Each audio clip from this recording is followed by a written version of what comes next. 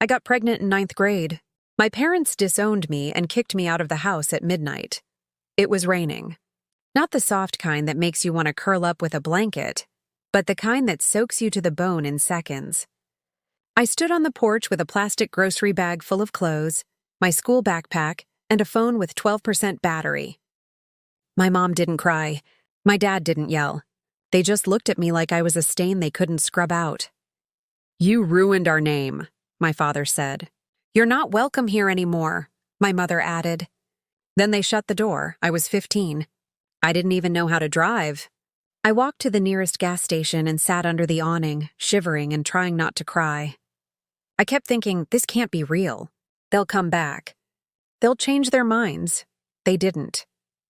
I slept behind the gas station that night. I used my backpack as a pillow and wrapped my hoodie around my stomach, trying to protect the tiny life inside me. I didn't know what I was doing. I didn't know how to survive.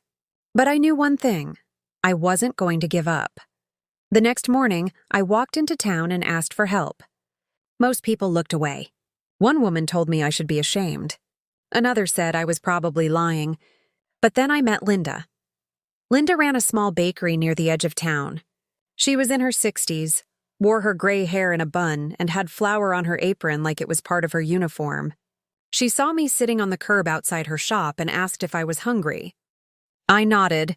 She gave me a warm croissant and a cup of tea. I cried into both. She didn't ask too many questions. She just said, "You can sleep in the back room tonight. We'll figure things out tomorrow." That night, I slept on a cot surrounded by bags of flour and racks of cooling bread. It was the first time I felt safe in days. Over the next few weeks, Linda helped me find a women's shelter that accepted teen mothers. I enrolled in night classes and started working part-time at the bakery. I cleaned tables, washed dishes, and learned how to make cinnamon rolls from scratch. Linda became my rock. She didn't judge me. She didn't pity me. She just believed in me. When my son Eli was born, I was terrified. I held him in my arms and whispered, "I'll never leave you. I'll never make you feel unwanted." He looked up at me with wide brown eyes, and I knew this was my purpose. Raising Eli wasn't easy. I missed school dances, sleepovers, and all the things girls my age were doing. But I didn't care. I was building something real. I was building a life.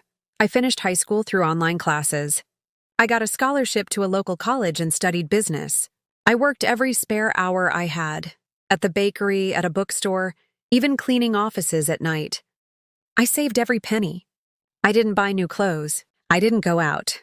I just worked and planned. By the time I was 25, I had opened my own small cafe. It wasn't fancy, but it was mine. I named it Eli's Table. We served breakfast all day, and Eli, now 7, loved helping me wipe down menus and greet customers. He was smart, kind, and full of questions. He knew I had him young.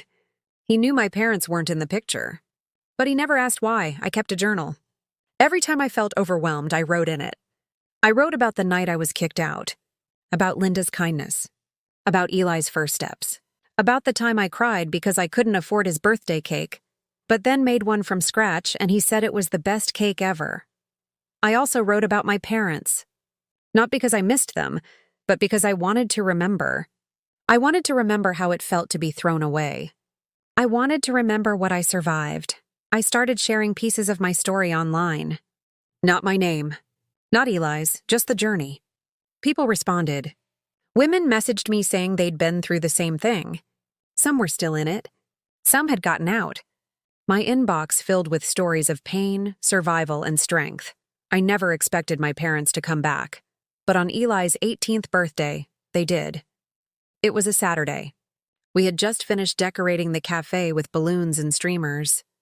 Eli was in the back, laughing with his friends. I was wiping down the counter when the door opened, and there they were. My mother wore pearls. My father had a blazer on. They looked older, but not softer. My heart stopped. "We'd like to meet our grandson," my father said. My mother added, "It's time to reconnect." I didn't say anything.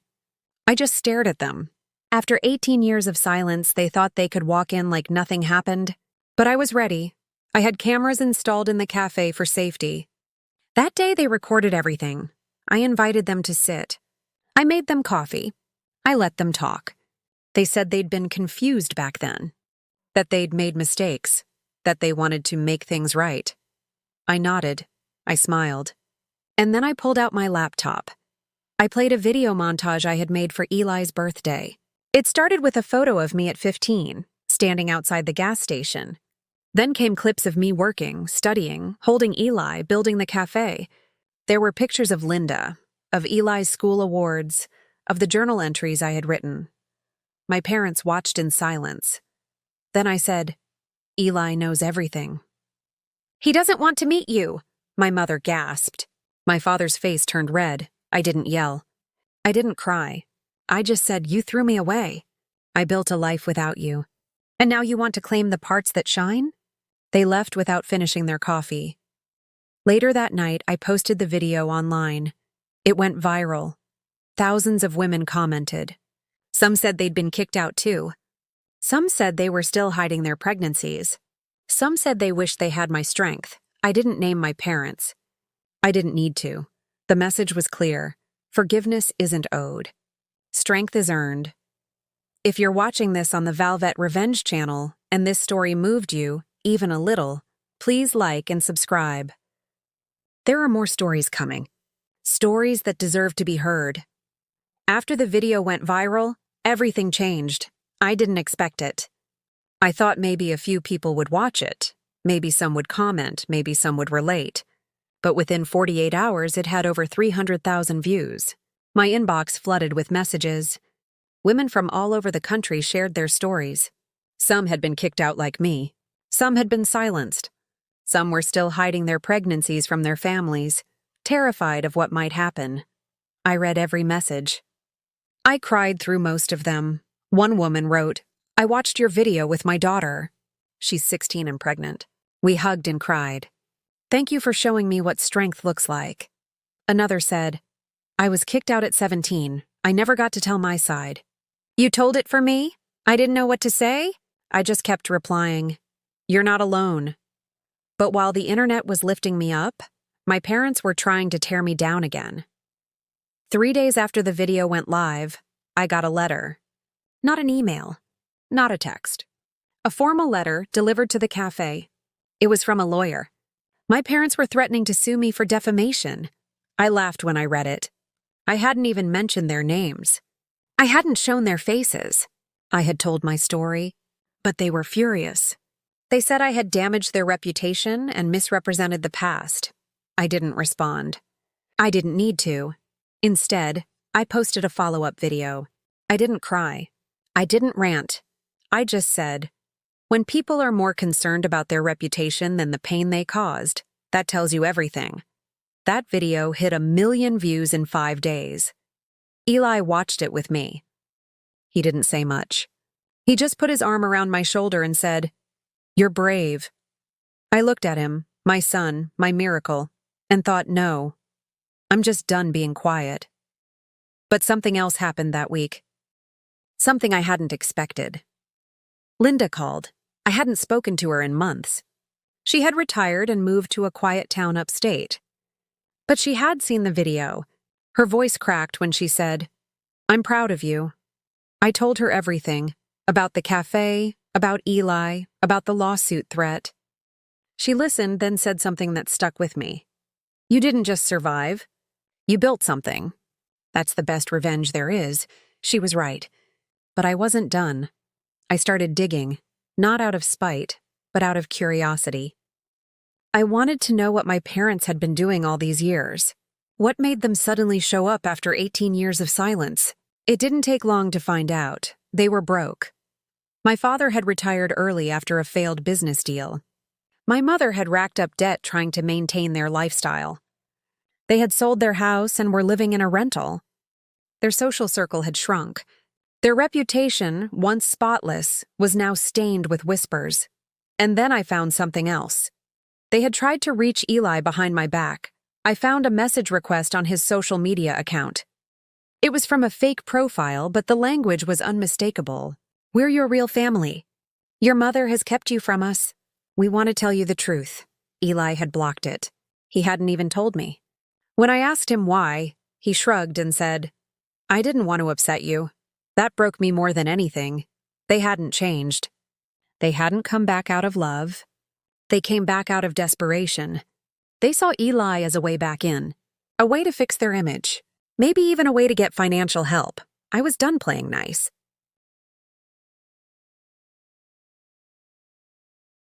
I hired a lawyer, not to sue them but to protect myself. We drafted a cease and desist letter. We made it clear any further contact with Eli would be considered harassment. Any attempt to manipulate or threaten me would be met with legal action. I didn't want revenge in the traditional sense. I didn't want to hurt them. I just wanted them to feel what I had felt, to understand what abandonment does, to sit in the silence they created. So I did something bold. I hosted a community event at the cafe. I called it Stories That Matter. I invited women to come and share their journeys of motherhood, of survival, of rebuilding. We had speakers. We had music. We had tears and laughter, and we had cameras. I streamed the event live. Thousands watched. The hashtag #StoriesThatMatter started trending. People shared their own videos, their own truths. And in the middle of it all, I stood on stage and said, "I was kicked out at 15. I was told I ruined everything. But I built something better. And I'm not ashamed." The crowd stood and clapped. Eli hugged me. Linda sent flowers. And my parents? They watched. I know they did. I saw their names pop up in the viewer list. But they didn't comment. They didn't reach out. They just watched. That was enough. If you're watching this on the Valvet Revenge channel, and this story speaks to you, please like and subscribe. There are more stories coming. Stories that prove strength doesn't come from being perfect. It comes from surviving what was meant to break you. After the community event, things got quiet, but not in a peaceful way.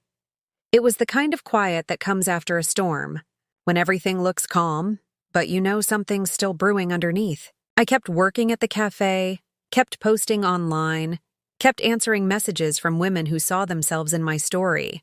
But inside, I was waiting for the next move. Because people like my parents don't just disappear. They regroup. And I was right. 2 weeks after the event, I got a call from Eli's school. He was in his senior year, prepping for college applications and doing great. But the school counselor said someone had called asking for access to his records, claiming to be his legal guardian. I froze. It was them. I drove straight to the school, sat down with the principal, and explained everything. I showed them the cease and desist letter. I showed them the video. I made it clear. Eli was legally an adult, and they had no right to anything. The principal was understanding. She said they'd block any future requests. But I left that meeting shaking. Not because I was scared, but because I was angry. They weren't just trying to reconnect. They were trying to control the narrative. Again. So I decided to take control myself. I started writing a book, not a long one, just a short memoir, something raw and honest. I called it Thrown Away, A Story of Survival. I wrote every night after closing the cafe. I wrote about the night I was kicked out, about Linda, about Eli, about the pain and the healing. I didn't name names. I didn't need to. The truth was enough. I self-published it online. Within a week, it hit 10,000 downloads. People started quoting it, sharing it, using it in support groups. I got invited to speak at a local college. I stood in front of a room full of students, some younger than I was when I got pregnant, and told them, "Your mistakes don't define you. Your choices do." Eli came with me. He sat in the front row, smiling the whole time. Afterward, he hugged me and said, "You're helping people, Mom." That meant more than anything. But the biggest surprise came a month later. Linda passed away. I got the call from her niece. She said Linda had been sick for a while, but didn't want anyone to worry. She had watched all my videos, read my book, and told her family I was the daughter she never had. I cried for hours. At the funeral, her niece handed me a small envelope. Inside was a letter from Linda and a key. The letter said, "I always believed in you. This key is to the apartment above the bakery. It's yours now. Keep building. I couldn't believe it. I moved in the next week. It was small, cozy, and filled with memories. I kept the bakery's sign up, even though it had closed years ago. I turned the space into a community kitchen, where young moms could come, cook, talk, and feel safe. It became the heart of everything. But even as my world grew brighter, my parents kept trying to cast shadows.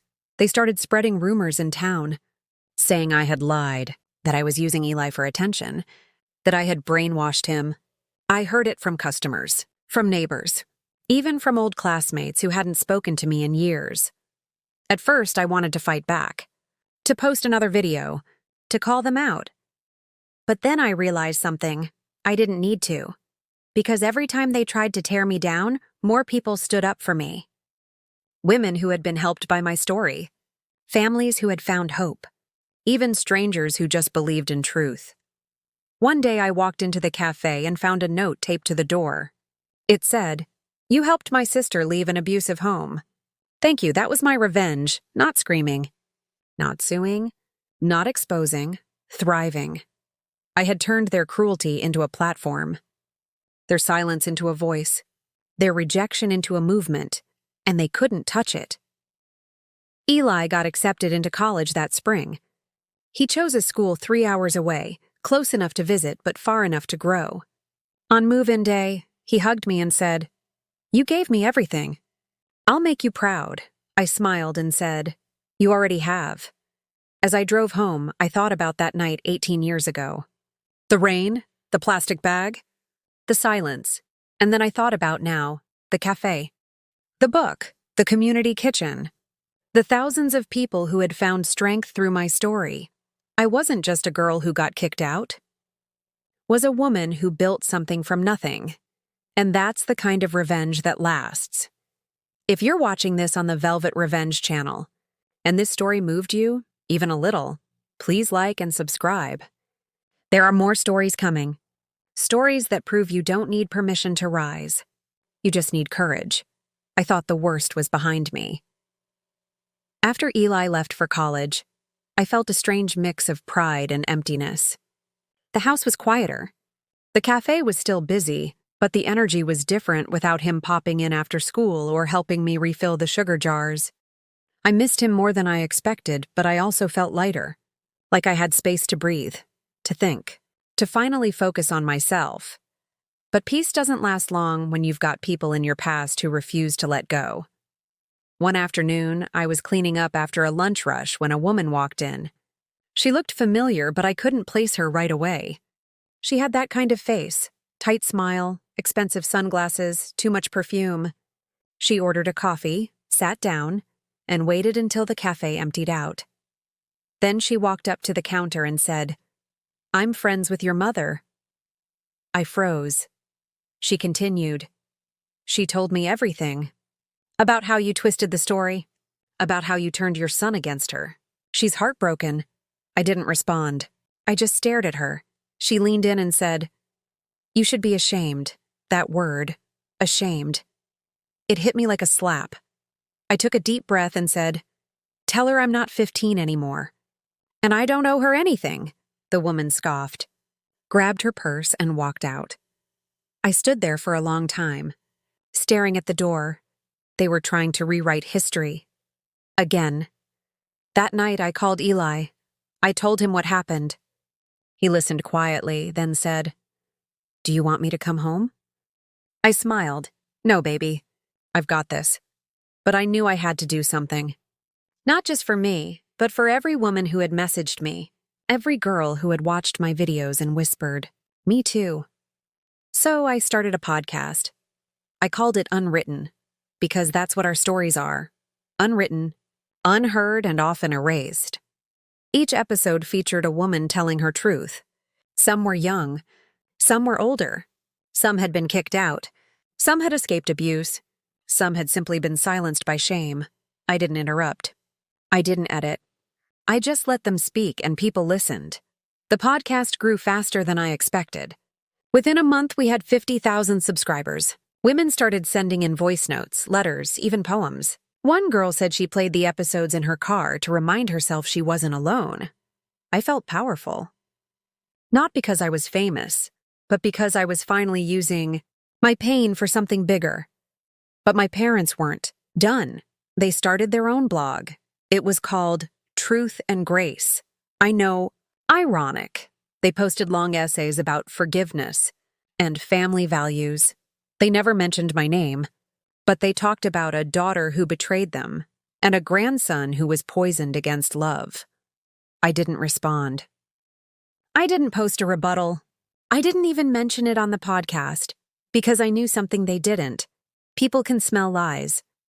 And the more they tried to play the victims, the more people saw through them. One day, I got a message from a woman named Karen.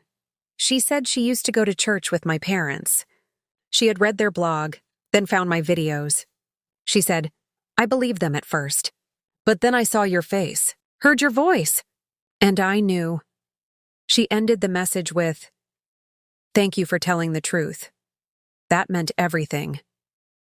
But the biggest moment came when Eli called me one night and said, "Mom, I want to tell my side."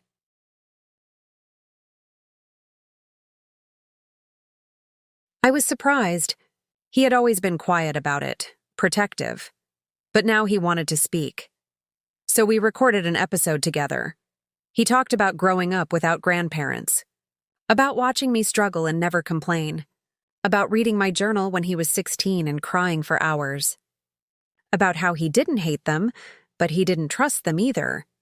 He said, they had 18 years to show up. They chose silence. That's not love. The episode went viral.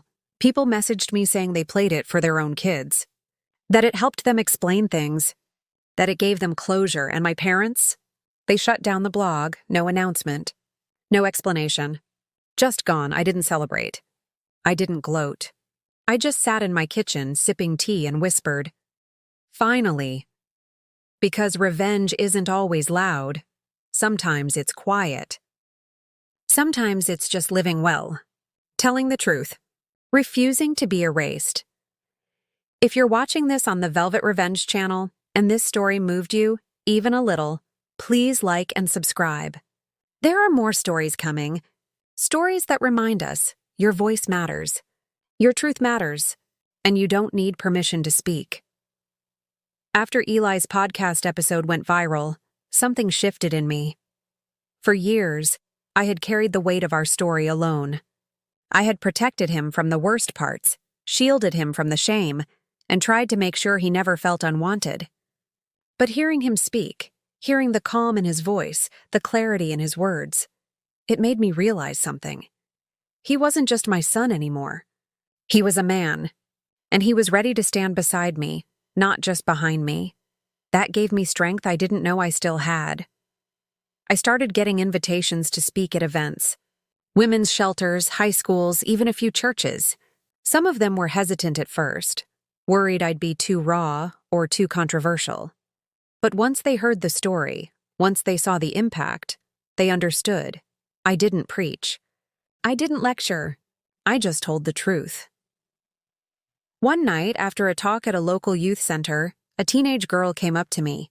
She was maybe 16, wearing a hoodie 2 sizes too big and clutching her phone like a lifeline. She said, "I'm pregnant. My mom doesn't know. I'm scared." I sat with her for an hour. We didn't talk about the baby. We talked about her dreams, her fears, her favorite music. I told her, "You're still you. This doesn't erase you," she cried. I cried. And when she left, she hugged me like I was her lifeline.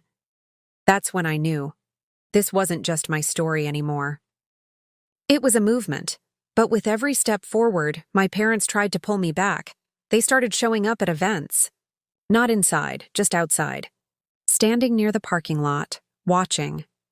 Sometimes they'd hand out flyers with their version of the story. Sometimes they'd just stare. It was creepy. It was invasive. But it wasn't surprising. I filed a restraining order. It was granted. They were told to stay 100 feet away from me and Eli. They didn't fight it. They just disappeared again. And for a while, things were quiet. I focused on the cafe, the podcast, and the community kitchen. I started mentoring young moms, helping them apply for jobs, finish school, and find housing. I partnered with a local nonprofit and turned the upstairs apartment into a transitional space for women who had nowhere else to go. We called it the second. Sunrise, it filled up fast. One of the first residents was a girl named Tasha. She was 19, pregnant, and had been kicked out by her boyfriend's family. She was quiet, guarded, and barely spoke above a whisper. But after a few weeks, she started opening up. She helped in the kitchen, played with the babies, and even started writing poetry. One day, she handed me a folded piece of paper. It said, "You gave me a place when no one else would. You reminded me I matter. Thank you." I taped it to the wall in my office. It's still there, but just when I thought I had found peace, the final blow came. I got a call from a local journalist. She said she was working on a story about family estrangement and had interviewed my parents. She wanted to balance the narrative and asked if I'd be willing to speak. I said no. She published the article anyway. It was full of quotes from my parents about how they regretted their choices, how they missed their daughter, and how they just wanted to be part of their grandson's life. They painted themselves as victims, as misunderstood. As loving parents who had made a mistake, I was furious, but I didn't post a rant. I didn't record a video. I didn't even respond publicly. Instead, I invited the journalist to the cafe. She came.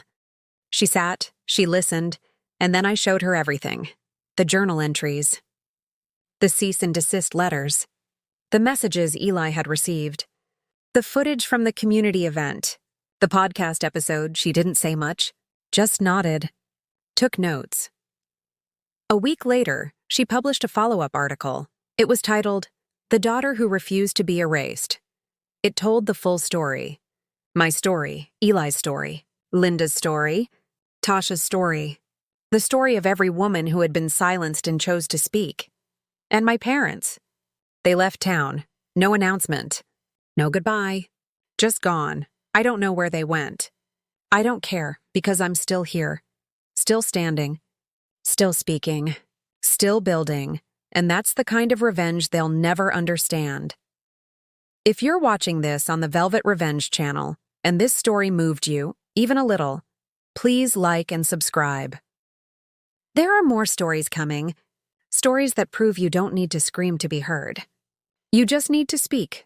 I didn't expect closure to feel so quiet. After the follow-up article was published and my parents left town, I thought I'd feel triumphant, victorious, like I'd finally won the war they started the night they kicked me out. But instead I felt still, like the noise had finally stopped, and I could hear myself think again. I stood in the cafe one morning before opening, sipping coffee and watching the sunrise through the front window. The light spilled across the counter, soft and golden, and I thought, this is peace. Not loud, not dramatic. Just earned. Eli called later that day. He was settling into college life, making friends, joining clubs, even cooking his own meals. He said, "I miss you, but I'm good." Really good? That meant everything. I told him about the cafe, the podcast, the community kitchen. I told him about Tasha, who had just given birth to a healthy baby girl and named her Hope. I told him about the new mural we were painting on the kitchen wall. Bright colors, bold words. You matter. He laughed and said, "You're building a whole world over there." I smiled. I guess I am. But even as things settled, I kept thinking about the women who hadn't found their peace yet. The ones still hiding, still hurting, still waiting for someone to tell them they weren't broken. So I started a new project. I called it Letters to Her. It was simple. Women could write anonymous letters to their younger selves, letters filled with love, truth, and healing. We posted them online, printed them in booklets, and handed them out at shelters and youth centers. One letter said, "You are not the mistake. You are the miracle." Another said, "One day, you'll look back and realize you were always enough." I wrote my own. "Dear 15-year-old me, you're standing in the rain, holding a plastic bag and wondering if anyone will ever love you again. They will, you will, and you'll build something so beautiful, they'll wish they never let you go." That letter went viral. Teachers printed it for their classrooms. Therapists used it in sessions. Moms read it to their daughters. And me? I just kept going. I expanded the cafe, added a reading nook, a small stage for open mic nights, and a wall of photos. Women who had come through our doors and found their strength. Some smiling, some crying, all real. One night, during an open mic event, a woman named Jenna stood up. She was in her 40s, soft-spoken and trembling. She said, "I haven't spoken to my daughter in 10 years. I kicked her out when she got pregnant. I thought I was doing the right thing. But I was wrong." The room went silent. She continued, "I saw your video. I read your book. And I realized I didn't lose her. I threw her away. I want to find her. I want to try." I walked up and hugged her. That's what this was all for. Not just revenge. Not just justice, but change. Real, messy, human change. And then, one afternoon, I got a letter. It was handwritten. No return address. Just my name on the envelope. Inside was a note from my mother. It said, "I don't expect forgiveness. I don't expect anything. I just wanted you to know I watched everything. I read everything. And I understand now. I'm sorry." I stared at it for a long time. I didn't cry. I didn't rage. I just folded it up and placed it in my journal. Because forgiveness isn't a door you open for someone else. It's a window you crack for yourself. I didn't respond. I didn't reach out. I didn't invite her back in, but I let go. Not of the truth. Not of the pain. But of the weight, and that was enough. Today the cafe is full. The podcast is thriving. The community kitchen is expanding. And Eli, he's thriving too, studying psychology, volunteering, and dreaming big. Sometimes he calls just to say, "I love you." And I say, "I love you more." Because that's the real ending, not the silence. Not the shame, not the rejection, but the love that survived it all. If you're watching this on the Valvet Revenge channel, and this story moved you, even a little, please like and subscribe. There are more stories coming. Stories that remind us, you can be thrown away, but you can still grow. Still rise, still bloom. And sometimes, the best revenge isn't what you do to them, it's what you build without them. Don't forget to like, share this video with your friends, and subscribe this channel for more such engaging stories.